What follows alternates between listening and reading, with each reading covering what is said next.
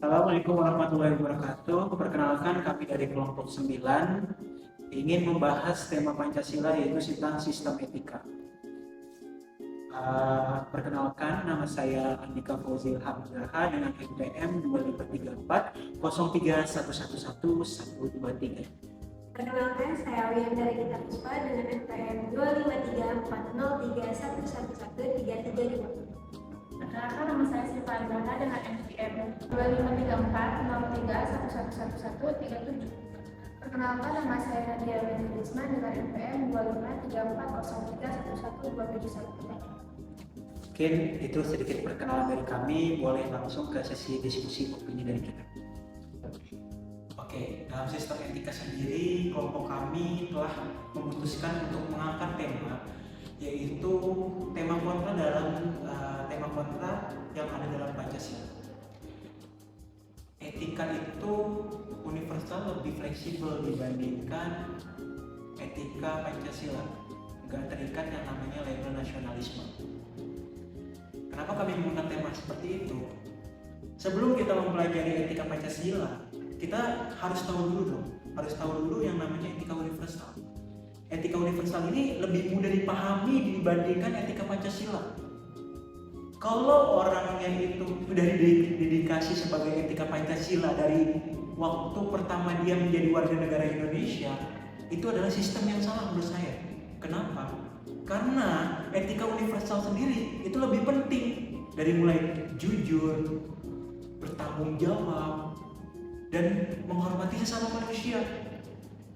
Oke, ada beberapa poin-poin yang terkait dengan etika Pancasila. Tapi pahami dulu etika universal. Kalau etika universal sudah dipahami, kita mau masuk ke dalam paragraf etika Pancasila, mau masuk ke materi etika Pancasila untuk mendoktrin kepada para bibit-bibit unggul bangsa, itu akan lebih baik. Dan juga etika universal ini bisa dibawa sampai kapanpun, sampai zaman tuh berganti. Pancasila pada dasarnya, etika Pancasila ini dibuat pada tahun 1945. Pancasila ini berdiri pada tahun 1945. Nah, kalau etika universal, otomatis seiringnya zaman itu berubah-ubah dan dapat disesuaikan dengan kondisi. Etika universal itu fleksibel dan terbuka, tidak terikat oleh satu dokumen atau identitas nasional. Ia juga dibangun oleh para ahli dan aktivisi dari berbagai latar belakang. Mencintai tanah air itu baik, tapi jangan sampai nasionalisme menutup kita untuk menutup ide dan kritik kita. Nah, sayangnya seringkali nilai bangsa dipakai untuk membungkam suara kita, bahkan dipakai untuk membenarkan pelanggaran HAM. Etika universal mengingatkan kita tentang tanggung jawab moral kita bukan hanya kepada warga negara, tetapi sesama manusia. Generasi muda sekarang hidup di era global yang membuat mereka terpapar etika-etika universal seperti kemanusiaan, kesetaraan, dan keadilan. Nilai-nilai ini mudah dipahami dan diterapkan tanpa harus terikat pada satu sistem etika nasional tertentu, karena dasarnya adalah prinsip kemanusiaan yang berlaku bagi semua orang. Bukan berarti kita menolak atau menghilangkan Pancasila. Pancasila tetap menjadi dasar negara dan identitas politik Indonesia. Namun, paduan etika dan moral dalam kehidupan sehari-hari, etika universal tidak terfokus kepada sila 5 yang terkadang abstrak dalam penerapannya.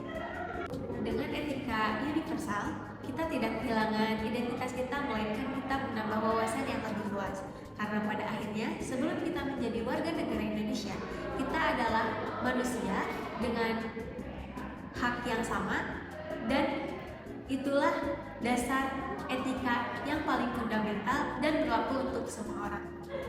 Oke, mungkin sedikit dari hasil diskusi opini dari kami.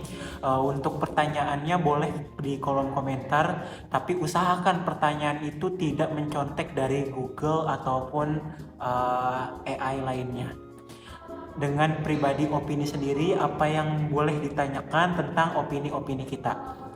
Mungkin itu saja, sekian dari kelompok Kami kelompok 9 hasil diskusinya. Wassalam.